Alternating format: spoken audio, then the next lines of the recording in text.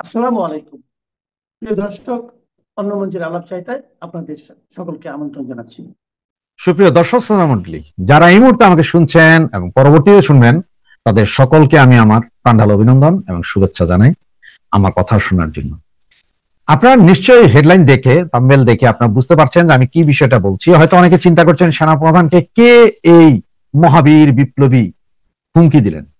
শুধু হুমকি নয়, এমন কথাও বলেছেন যে প্রয়োজনে ওনাদেরকে উল্টা লটকানো হবে সেই ব্রিজের উপর। সেনাবাহিনী প্রধান, ডিজিএফআই প্রধান, চিফ প্রসিকিউটর এবং বিচার বিভাগের প্রধান বিচারপতি সহ উপদেষ্টা মণ্ডলী সকলকে একরকমের সরাসরি হুমকি দিয়েছেন হচ্ছে যে মেজর হাসান নাসির, সাবেক সেনাবাহিনীর মেজর হাসান নাসির, ওনার ভিডিওটা এই মুহূর্তে ব্যাপক ভাইরাল। আপনারা অনেকে হয়তো দেখেছেন, অনেকে হয়তো শুনছেন, তাই আমি ভিডিওটা দিলাম না। তবে হাসান নাসির, মেজর হাসান নাসির, তিনি হুমকি দিয়েছেন। তো ওনার এই হুমকিটা সম্ভবত গতকাল, কারণ আমি পেয়েছি আজকে ভাই, এই জন্য আমি বলতে পারছি না আসলে কোন দিন কখন হুমকি দিয়েছেন। রাতে পিনাকিতে গ্রেড 3 ইঞ্চিস, 3 ইঞ্চি পিনাকি, উনি রাতের 4:30টায় বাংলাদেশ সময় ঘোষণা দিলেন, সবাই মাঠে নেমে আসেন, যার যা কিছু আছে তাই নিয়ে হাজির হন রাস্তায়, সেনাবাহিনী কু করে ফেলছে। কি বলে আপনার এটা, ডাক্তার ইউনূসকে সম্ভবত ডান্ডি বিচি গায়েব হয়ে গেছে, এই ধরনের দিয়ে প্রপাগান্ডা চালায় উনি একটা ইজম তৈরি করতে চাইলেন যে সবাই নাইমা আসেন। রিউমার স্ক্যানার ওখানে কিছু বললো না, ওনারা চুপ মুখে কুলুপাইটা বসে রইলেন। এই অবস্থা হয়েছে। এখন অনেকে আজকে 2 দিন যাবত কিন্তু এখানে অনেকে এই কথাটাই বলছেন যে কেন এমন কথা বলা হলো বা কেন কি হইলো, এটা নিয়ে অনেকে আলোচনা করতেছেন, কিন্তু কেউ জানেন না কাহিনী কি হয়েছে। এটা আসলে হচ্ছে যে সেনাবাহিনীর ক্যাম্পে শনিবারে রাত তখন প্রায় সম্ভবত 12টা 12:30টার দিকে সেনাবাহিনীর যে এপিসি গাড়িগুলো আছে, যেটাতে যে সার্জিস হাসনাত গোপালগঞ্জে পালাই আসছিল, ওই ধরনের 12টা গাড়িকে ওরা গ্যারেজ থেকে বের করে পেট্রোল, ওনাদের যে পেট্রোল পাম্প আছে সেখানে নিয়ে যাচ্ছিল ভোর 3টা 3:30টায়। তার মানে এগুলো সব রেডি করার জন্য। এইটা দেখে ওনাদের কাছে খবর পৌঁছান যে এরকম সেনাবাহিনী মুভমেন্ট শুরু হয়েছে, সম্ভবত ভোর 5টার ভেতরে কু হয়ে যেতে পারে। এইটা শোনার সাথে সাথে আপনারা আমাদের প্রধান উপদেষ্টার লোক খোদা বক্স, আপনারা সম্ভবত সকলে জানেন খোদা বক্স, উনি আগে সম্ভবত পুলিশে ছিলেন, উনি সরাসরি নাকি পিনাকিকে ফোন দিয়ে বলেছেন যে ভাই এই অবস্থা, এখন এই সরকারকে যদি উৎখাত করে সেনাবাহিনী কু করে ফেলবে, প্লিজ আমাদেরকে বাঁচান, আপনারা তাড়াতাড়ি আপনি ঘোষণা দেন যাতে লোকজন আসে। এই হচ্ছে যে মূল কাহিনী, সেদিন পিনাকির সে দাঁড়ানো। তো খোদা বক্স সামান্য এপিসি নড়াতেই সারা সরকারের পেশাব ছিটা গেছে, পায়খানা ছিটা গেছে। আর যদি 2-1টা কামান, যদি জাহাঙ্গীর গেট দিয়ে একটা কামান, সাভার থেকে 2টা কামান যদি এমনি বের হইতো, যে মানে কামান উঠে কিনা নামে কিনা নড়ে কিনা এটা দেখার জন্য, তাহলে তো মনে হয় সব আত্মহত্যা করতে একদম স্ট্যান্ড বাই আত্মহত্যা করে মরে যেত। এই অবস্থায় সেনাপ্রধান ওয়াকারুজ্জামান একের পর এক থাপ্পড় খাচ্ছেন প্রধান উপদেষ্টা মোহাম্মদ ইউনূসের কাছে। বাংলাদেশের সেনাবাহিনীর নামের আগে দেশপ্রেমিক বলে একটি বিশেষণ ব্যবহার চলে আসছে বহু বছর ধরে, কিন্তু গত 15-16 মাস ধরে এই দেশপ্রেমিকদের এবং বিশেষ করে সেনাপ্রধানের দেশপ্রেমের নমুনা দেখে এই বিশেষণটি আর ব্যবহার করা যাবে কিনা ভবিষ্যতে, সেটা নিয়ে বড়সড় প্রশ্ন তোলা যেতেই পারে। কেন সে কথা বলি।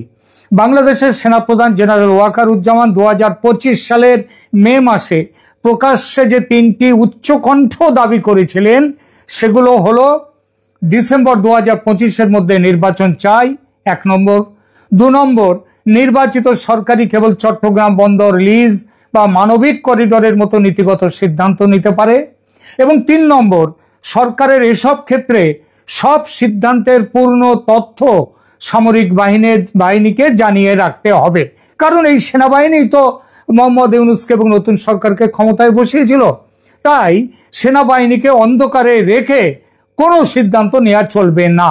এই 3টি দাবি বা হুমকির একটুও মোহাম্মদ ইউনূসের অন্তর্বর্তী সরকার মানেনি। তবুও নভেম্বর 2025 পর্যন্ত ওয়াকার নিজের আগের কঠোর ভাষার পুনরাবৃত্তি আর করেননি, কোনো চ্যালেঞ্জ দেননি এবং এপিএম টার্মিনালস, মেডলগ এসে এর সঙ্গে বন্দর চুক্তি সই হয়ে যাওয়া, ডিপি ওয়ার্ল্ড নিয়ে সরকারের ডিসেম্বরে চূড়ান্ত সিদ্ধান্ত করার পরিকল্পনা, এসব নিয়ে প্রকাশ্য প্রতিবাদ বা আপত্তি জানানো তো দূরের কথা, মৌনং সম্মতি লক্ষণং নীতি অনুসরণ করে বিরোধিতা তো দূরের কথা, উল্টে সরকারের সব সিদ্ধান্তে নীরব এবং কখনো কখনো সরব সমর্থন দিয়ে যাচ্ছেন জেনারেল ওয়াকারুজ্জামান। তার বর্তমান অবস্থা দেখে এটা না মেনে উপায় নেই যে হয় তিনি চাপের কাছে মাথা নুইয়েছেন, কিংবা সোজা কথায় ঘুষ খেয়ে চুপ হয়ে গেছেন, কিংবা পুরনো পাপ তাকে তাড়া করে বেড়াচ্ছে, সেই ভয়ে মুখে কুলুপ। কার চাপ, কেন চাপ, কি তার পুরনো পাপ, সে নিয়ে কথা বলবো। তবে তার আগে যে দাবিগুলো নিয়ে তিনি কমাস আগে খুব হুমকি ধমকি দিয়েছেন, সেই দাবিগুলো বর্তমানে কি অবস্থায় আছে একবার দেখে নেওয়া যাক। আমি অনেকদিন ধরেই বলছি, ওয়াকার আসলে দেশের বিবেক নন, তিনি পুরোপুরি যাত্রাপালার বিবেক। তিনি পালার বা নাটকের প্রয়োজনে মাঝে মাঝে বিবেকের ভূমিকায় নামেন, খুব জ্ঞানের কথা বলেন, এর কোনোটাই তার বিশ্বাসের কথা নয়। তিনি শুধু নাট্যকারের স্ক্রিপ্ট অনুসরণ করে মঞ্চে আসেন, ভাষণ দেন, তারপর গ্রিন রুমে গিয়ে ঘুমিয়ে পড়েন। সে ঘুম কুম্ভকর্ণের ঘুম বললেও অত্যুক্তি হবে না। তার এই নীরবতা, ঘুমিয়ে পড়া, হঠাৎ জেগে ওঠা এবং হুমকি ধমকি দিয়ে তারপর চুপ করে থাকা রাজনীতি নিয়ে বাংলাদেশের রাজনৈতিক পর্যবেক্ষক, বুদ্ধিজীবী এবং জনমানসে সেনাবাহিনীর প্রাতিষ্ঠানিক বিশ্বাসযোগ্যতা, যাকে বলা হয় ইনস্টিটিউশনাল ক্রেডিবিলিটি, ও তার ব্যক্তিগত ভাবমূর্তি নিয়ে তীব্র প্রশ্ন উঠেছে সেনাবাহিনীর ভূমিকা কি আসলে, সেটা নিয়ে। কি কি দাবি করেছিলেন ওয়াকার এবং কি হয়েছে বাস্তবে, আসুন একটু বিশদে দেখা যাক। 1 ডিসেম্বর 2025-এর মধ্যে নির্বাচন, এটা তিনি কবে বলেছেন? 2025-এর 21শে মে ঢাকার সেনানিবাসে অফিসার্স অ্যাড্রেসে তিনি ওয়াকার জোরালো ভাষায় বলেন, বাংলাদেশের রাজনৈতিক স্থিতিশীলতা দরকার, এটা কেবল নির্বাচিত সরকারই আনতে পারে, কোনো অনির্বাচিত ডিসিশন মেকার নয়। তিনি ডিসেম্বর 2025-এর মধ্যে জাতীয় নির্বাচন অনুষ্ঠানের একটা আলটিমেটাম দেন। তিনি স্পষ্ট করেন, সেনাবাহিনীর স্থিতিশীলতা ফেরাতে ব্যারাক থেকে বেরিয়েছে, কিন্তু নির্বাচিত সরকার আসার পরেই আবার ফিরে যাবে ব্যারাকে। এই দাবির বর্তমান বাস্তবতাটা কি? অন্তর্বর্তী সরকার এখনো এই আজকে 24শে নভেম্বর, এই 25শে নভেম্বর, আজকের দিনেও মোহাম্মদ ইউনূস বারবার কোনো নির্বাচনের সুনির্দিষ্ট তারিখ তার সরকার কিংবা নির্বাচন কমিশন ঘোষণা করেনি। মোহাম্মদ ইউনূস বারবার টাইমলাইন ডিসেম্বর 2025 থেকে জুন 2026 পর্যন্ত বাড়াচ্ছেন। কখনো বলছেন দেশের অনেকেই নাকি চাইছে আরো 50 বছর এই শাসন থাক। এবং সাম্প্রতিকতম ঘোষণা হলো রমজান ফেব্রুয়ারি 2026-এর আগে প্রস্তুতি সম্পন্ন করার টার্গেট তিনি দিয়েছেন। বিএনপি, বামজোট প্রভৃতি দল ডিসেম্বর ডেডলাইনের বিষয়ে চাপ দিচ্ছে, কিন্তু সরকার সংস্কার ও ট্রায়ালের যুক্তি দিয়ে ডিলে করছে। নির্বাচন কমিশনের প্রস্তুতি নিয়ে কোনো কথা নেই।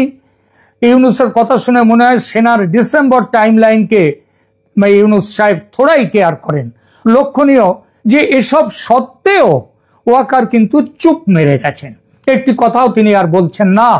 মে মাসের পর বেশ কয়েকবার ওয়াকার সিভিল লিডারশিপ মিটিং হয়েছে, কিন্তু প্রকাশ্যে আর ওয়াকার ওই ডিসেম্বর ডেডলাইন নিয়ে একটা কথাও বলেননি। বরং মের শেষ সপ্তাহে সামরিক নেতৃত্ব একটি প্রেস ব্রিফিংয়ে বলেছে সেনাবাহিনী ও সরকার একসাথে কাজ করছে, কোনো দ্বন্দ্ব নেই। এর বিরোধিতাও কিন্তু সেনা তরফ থেকে করা হয়নি। নভেম্বরে ইউনূস সরকার ও 3 বাহিনী প্রধানের সাক্ষাৎ হয়, একসাথে তারা বৈঠক করেন, যেখানে ইউনূস নির্বাচনের নিরাপত্তায় সামরিক সহায়তা চান এবং ওয়াকার আশ্বাস দেন যে সেই সহায়তা দেওয়া হবে। কিন্তু সেদিনও নির্বাচনের তারিখ নিয়ে কোনো বাধ্যবাধকতা ওয়াকারের তরফ থেকে আরোপ করা হয়নি। নির্বাচন যদি ফেব্রুয়ারির পরেও আরো পিছিয়ে যায় তাতেও যে তার আপত্তি নেই সেটাও বোঝা যাচ্ছে। এমনকি আল জাজিরার সাংবাদিককে ওই যে বললাম না যে কথাটা, ইউনূস যখন বলেন দেশের অনেকেই চান তার সরকার আরো 50 বছর থাকুক দেশে, এর বিরুদ্ধে অন্তত মজা করেও ওয়াকার একটি কথা বলেননি। তিনি বলতে পারতেন 50 বছর কি তিনি আর বাঁচবেন, যে 50 বছরের কথাটা বললেন এটা মজা করেও বলতে পারতেন। কিন্তু সেটাও বলেননি। সেনাপ্রধানের দেওয়া ডিসেম্বরের মেয়াদ শেষ হতে চললো, এখনো নির্বাচনের তারিখ ঘোষণা হয়নি। অর্থাৎ ওয়াকারের ডিসেম্বর ডেডলাইন একেবারে নিশ্চিতভাবেই ব্যর্থ হতে চলেছে। কিন্তু দেশপ্রেমিক ওয়াকার ও তার বাহিনী এখন ইউনূসের সুবোধ বালক। 2 নম্বর আসি মানবিক করিডর নিয়ে। মে 2025-এ কোনো ব্লাডি করিডর দেয়া হবে না বলে একেবারে যাকে বলে বিশাল হুমকি দিলেন। তারপরও সরকার এ বিষয়ে প্রক্রিয়া কিন্তু চালিয়ে যাচ্ছে। 21শে মে 2025-এর অফিসার্স অ্যাড্রেসে ওয়াকার অত্যন্ত কঠোর ভাষায় বলেন, নো ব্লাডি করিডর বিজনেস। অর্থাৎ আমেরিকার দখলদারির প্ল্যান অনুযায়ী জাতিসংঘ প্রস্তাবিত মিয়ানমারের রাখাইনে মানবিক করিডর বাংলাদেশের ভেতর দিয়ে তৈরির প্রস্তাব বাংলাদেশের সার্বভৌমত্বের হুমকি, এবং শুধু নির্বাচিত সরকারই এমন সিদ্ধান্ত নিতে পারে, অন্তর্বর্তী সরকার নয়। একথা ওয়াকার বলেছিলেন। ওয়াকার বলেছিলেন সেনাবাহিনী এমন কিছু হতে দেবে না যা দেশের সার্বভৌমত্ব ও স্থিতিশীলতা ক্ষতিগ্রস্ত করে। কিন্তু সরকার কি করছে? অন্তর্বর্তী সরকারের national security adviser Khalilur Rahman এবং foreign affairs adviser Touhid Hossain প্রথমে করিডর নিয়ে জাতিসংঘের সাথে আলোচনায় রাজি ছিলেন। ওয়াকারের প্রকাশ্য বিরোধিতার পর সরকার করিডরের ন্যারেটিভ পাল্টে বলে, এটা তো করিডর নয়, এটা হিউম্যানিটেরিয়ান চ্যানেল। অর্থাৎ এইটা মানুষকে সাহায্য করার জন্য একটা রাস্তা। এই ধরনের শব্দ পরিবর্তন, যেটাকে বলে সিমেন্টিক জাগলারি, তাতে কোনো নতুন অর্থ আসে না। প্ল্যান একই থাকে, ফন্দিটা একই থাকে। বর্তমান পরিস্থিতি করিডরের কি? এই নভেম্বরে করিডর প্রজেক্ট বাস্তবায়িত হয়নি, তবে মার্কিন সেনা এসে ঘাঁটি গেড়েছে, যেটা তাদের পরিকল্পনা ছিল। আমেরিকা বা জাতিসংঘ বা বাংলাদেশ সরকার এই প্রস্তাব পুরোপুরি প্রত্যাহার করেছে এমন ঘোষণাও নেই। বিষয়টি একরকম ঝুলে আছে। তবে তলে তলে কাজ যে চলছে সেটা চুক্তির আগেই আমেরিকান সেনার উপস্থিতি বুঝিয়ে দেয়। সেনা নেতৃত্ব পরে কোনো প্রকাশ্য আপডেট দেয়নি, তবে বিষয়টা চোখের আড়ালে সেরে নিতে ওয়াকারের চাপে সরকার কিছুটা পিছু হটেছে এমন একটা ধারণা দেশময় ছড়িয়ে দেওয়া হয়েছে, যা আদৌ সত্যি নয়। বরং এই ব্যাপারে সত্যি হলো যে বাংলাদেশে অজ্ঞাত পরিচয় আততায়ীর হাতে, কেউ বলেন এটা কেজিবির লোক, কেউ বলেন ভারতের রয়্যাল লোক, তো যেই করুক না কেন খুনগুলো, এই অজ্ঞাত পরিচয় আততায়ীর হাতে একের পর এক মার্কিন নাগরিকের সন্দেহজনকভাবে নিহত হওয়ার ঘটনা এই প্রক্রিয়াকে আপাতভাবে কিছুটা থমকে দিয়েছে মাত্র, তার বেশি নয়। আসুন চট্টগ্রাম 3 নম্বরের চট্টগ্রাম বন্দর বিদেশি অপারেটরদের হাতে দেওয়ার প্রসঙ্গটি। মে 2025 ওই একই মিটিংয়ে ওয়াকার বলেছিলেন একমাত্র নির্বাচিত সরকারই পারে এই ব্যাপারে সিদ্ধান্ত নিতে।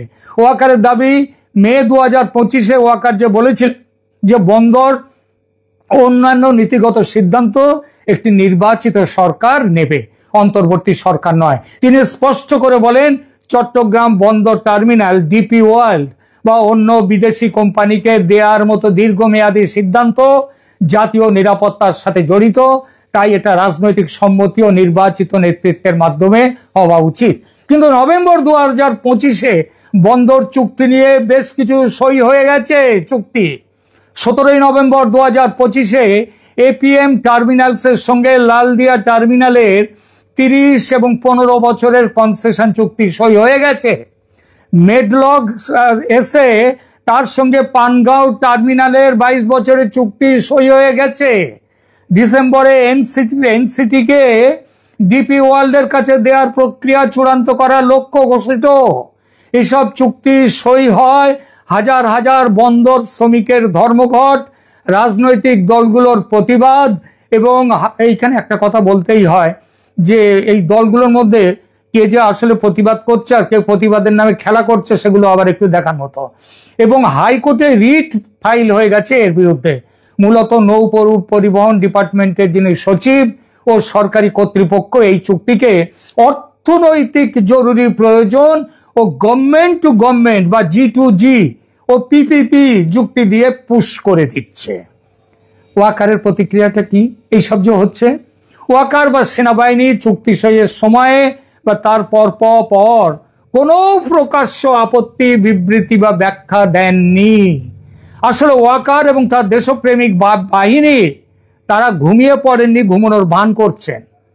আবার সেটাও নয়, দেখুন 20 নভেম্বর ওয়াকার সাহেব ইউনূস সাহেবের সাথে সাক্ষাৎ করলেন। সেখানে ইউনূসকে সেনাবাহিনী পদক দেওয়া হলো এবং নির্বাচনের নিরাপত্তায় সেনাবাহিনীর সহায়তা নিয়ে আলোচনা হলো।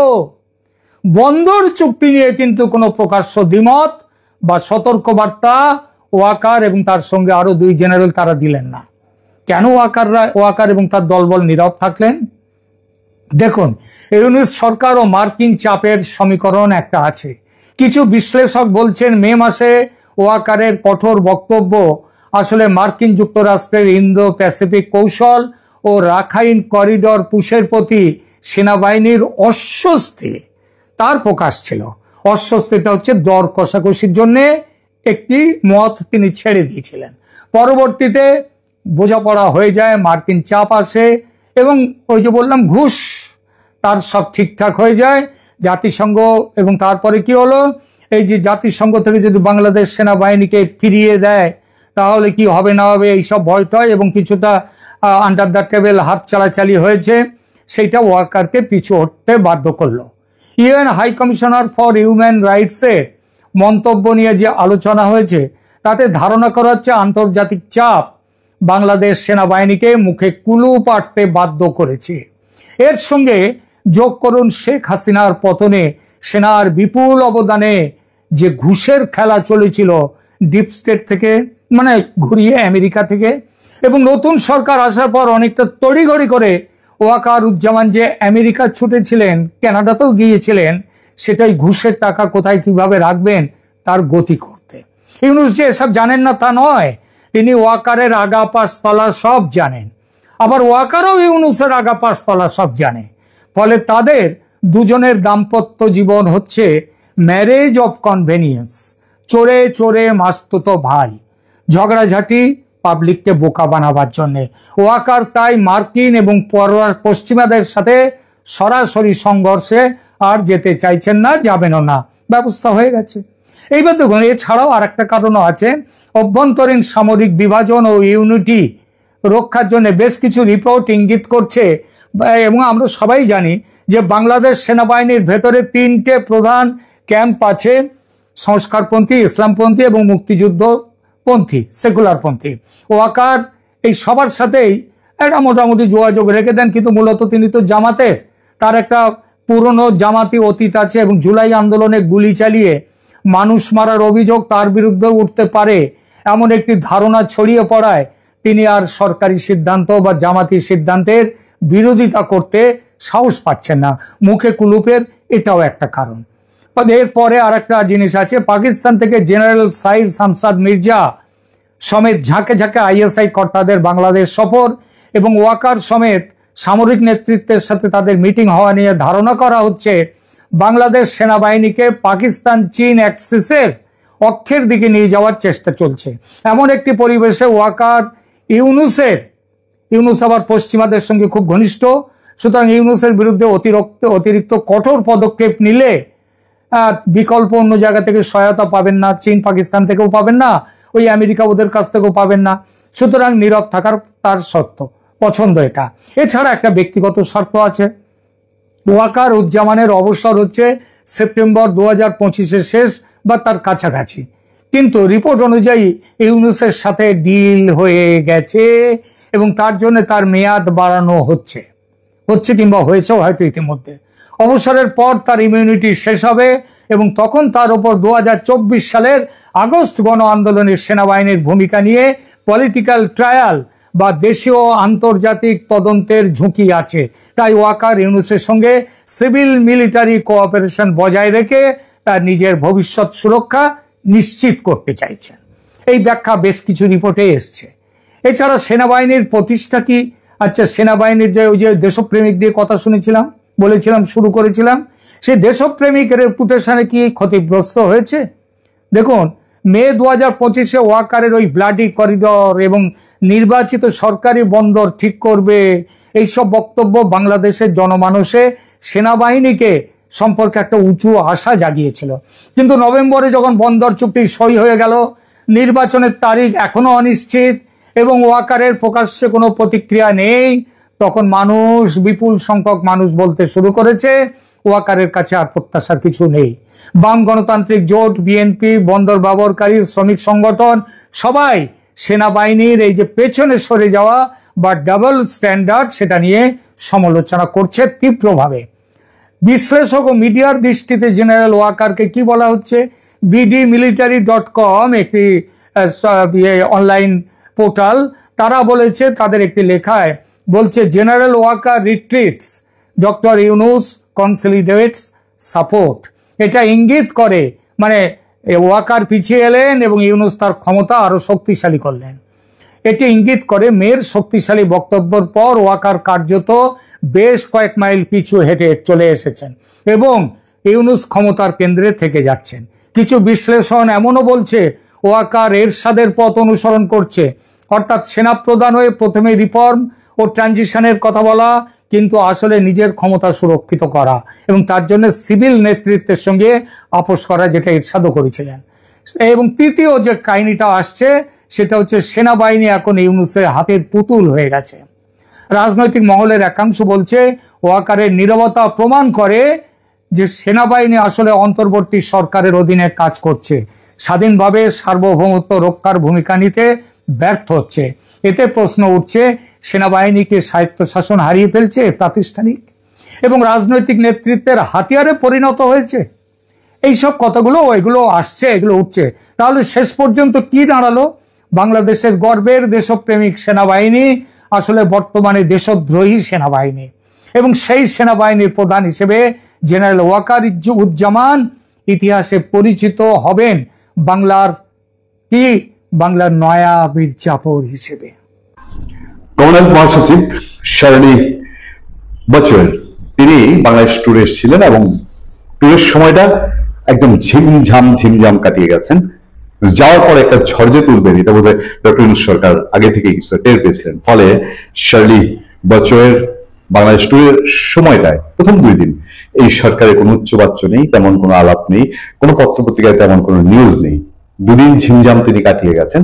তারপর শেষ মুহূর্তে এসে তিনি যখন ডক্টর মোহাম্মদ ইউনূসের সঙ্গে দেখা করছেন, নির্বাচন কমিশনের সঙ্গে দেখা করছেন এবং বিএনপি, জামাত ইসলামী, এনসিপি এই রাজনৈতিক দলগুলোর সঙ্গে দেখা করছেন, তখন আর লুকিয়ে রাখার তেমন কোনো বিষয় ছিল না।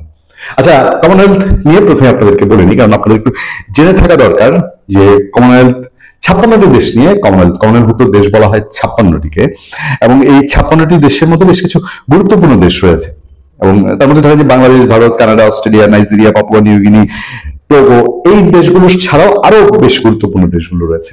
কমনওয়েলথ মহাসচিবের বক্তব্যের প্রেক্ষিতে একটাই জিনিস শুরু করেছে, বাংলাদেশে একটা বড় অংশ এবং আওয়ামী লীগ বিহীন নির্বাচন, অংশগ্রহণমূলক নির্বাচন না হলে বা একতরফা নির্বাচন হলে কমনওয়েলথভুক্ত 56টা দেশ এই নির্বাচন মেনে নেবে না। এটা ডক্টর মোহাম্মদ ইউনূসের ইচ্ছার উপরে একটা সোজা সাপটা চপেটাঘাত বলা যেতে পারে।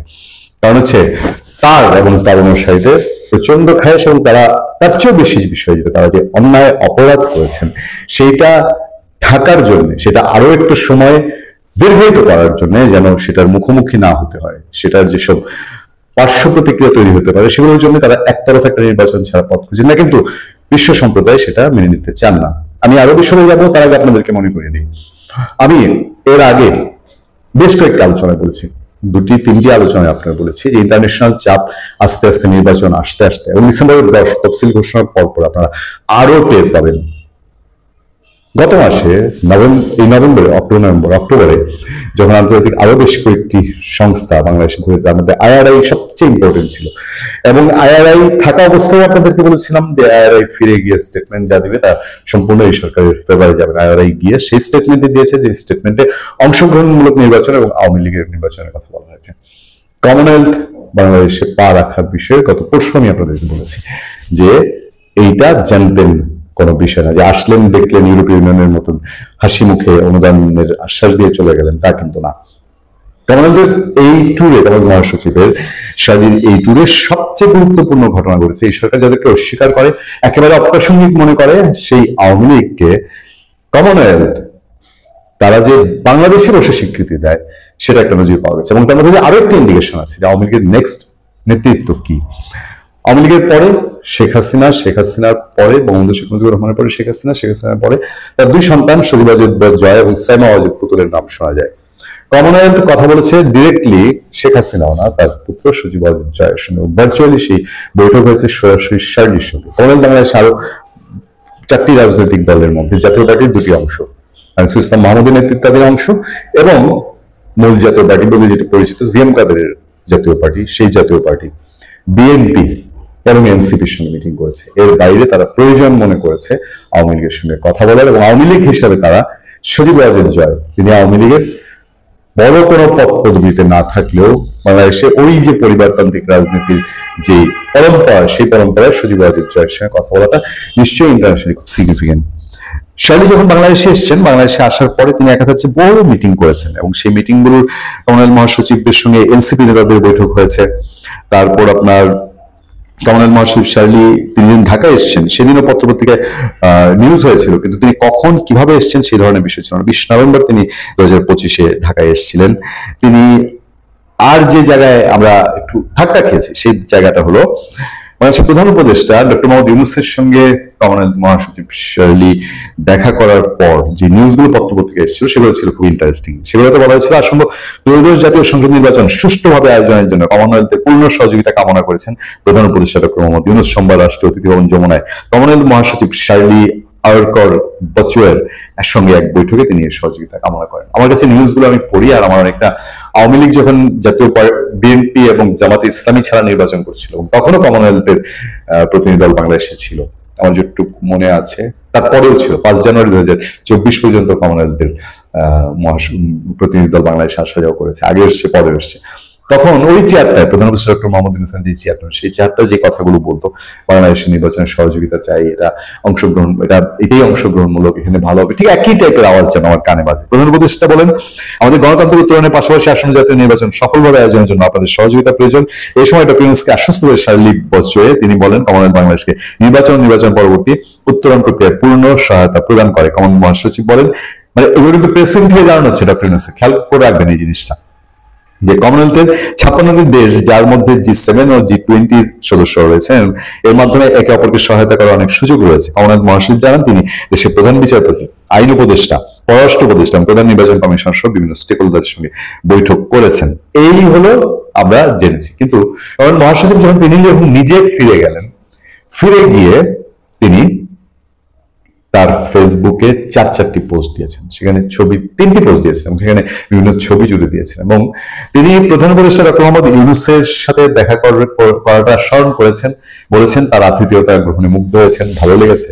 কিন্তু পরবর্তী লাইনগুলোতে তিনি বারবার বলেছেন যে বাংলাদেশ একটি অংশগ্রহণমূলক এবং পার্টিসিপেটরি গ্রহণযোগ্যমূলক নির্বাচন চায় কমনওয়েলথ, এবং সেই গ্রহণযোগ্যমূলক নির্বাচন চায় বলে তারা যেখানে আওয়ামী লীগের সঙ্গে মিটিং করে গেছেন, এটা নিশ্চয়ই সরকারের কানে অজানা না। এবার এইটা সরকারের কানে গেলে পরে বাংলাদেশে আওয়ামী লীগের সঙ্গে কেউ মিটিং করলে, আলোচনা করলে তার জন্য 14 শিখ একেবারে অনিবার্য। কমনওয়েলথের জন্য এইটা অনিবার্য না, এটা ডক্টর ইউনূসের কপালের ভাঁজ বাড়ানোর জন্য যথেষ্ট, এটা বলতে আর দ্বিধা থাকে না। এবার আসেন বিএনপির সঙ্গে সেই বৈঠক হয়েছে, বিএনপির ইন্টারনাল খবর নিয়ে কমনওয়েলথ মহাসচিবও কিছু বলেননি, বিএনপিও কিছু বলেনি। বিএনপি সেই একেবারে গ্রামাটিক্যাল যেসব বলার সেগুলো বলেছে। আমরা ধারণা করতে পারি যে আওয়ামী লীগ নির্বাচনে আসলে পরে বিএনপি কি করবে, এই মতামত নিশ্চয়ই কমনওয়েলথ মহাসচিব জানতে চেয়েছেন যে কি করতে পারে। আচ্ছা, বা আওয়ামী লীগ আসলে এবারে নির্বাচনে আসতে গেলে সেই প্রেক্ষাপট কেমন হবে, নির্বাচন কি পিছিয়ে দিতে পারে কিনা, সেই বিষয়টি হচ্ছে আরো গুরুত্বপূর্ণ যে বিষয়। আমরা জাতীয় পার্টির সূত্রে যেটা জানতে পারি, জাতীয় পার্টি স্টেটলি কমনওয়েলথ মহাসচিবকে বলেছে বাংলাদেশের নির্বাচনের লেভেল প্লেইং ফিল্ড একদম নেই, যে কথাটা আওয়ামী লীগও বলেছে, এবং কমনওয়েলথ সেই ইঙ্গিতই দিয়েছে গিয়ে যে তারাও মনে করছে বাংলাদেশের আইন শৃঙ্খলা পরিস্থিতি একটি সুষ্ঠু নির্বাচনের জন্য এবং যে নির্বাচনের করার মতন অনুকূলে না, এটা কমনওয়েলথের পক্ষ থেকে বেশ ভালোই ধারণা নিয়ে যাওয়া হয়েছে। এবং জাতীয় পার্টি স্টেট বলেছে এই সরকারের সময়, জাতীয় পার্টির দুই অংশই, যে এই সরকার নিরপেক্ষ নয়, লেভেল প্লেইং ফিল্ড নাই, এই সরকারের অধীনে তারা নির্বাচনে যেতে চায় না। এবং জাতীয় পার্টির জিএম কাদের অংশ এটা স্টেটলি ক্লিয়ার ফরওয়ার্ড কথাটা পরিষ্কার করেছে। ফলে আমরা নির্দ্বিধায় বলতে পারি যে কমনওয়েলথ মহাসচিবের এই ট্যুর এবং এর আগে আইআরআই সফর, এবং সামনে আরো কিছু নিশ্চয় অপেক্ষা করছে। এবং ইন্টারন্যাশনাল কমিউনিটির মধ্যে মানবাধিকার সংস্থাগুলো তারাও বলছে যে একটা পার্টিসিপেটরি নির্বাচন ছাড়া বাংলাদেশে কোনোভাবেই স্থিতিশীলতা আসবে না। দেশের ভেতরেও যারা সুস্থ মস্তিষ্কের মানুষ, রাজনৈতিক বিশ্লেষক, রাজনীতিবিদ আছেন, তারাও বলছেন যে একটি অংশগ্রহণমূলক নির্বাচন ছাড়া বাংলাদেশে স্থিতিশীলতা আনা কোনোভাবেই কাম্য নয়।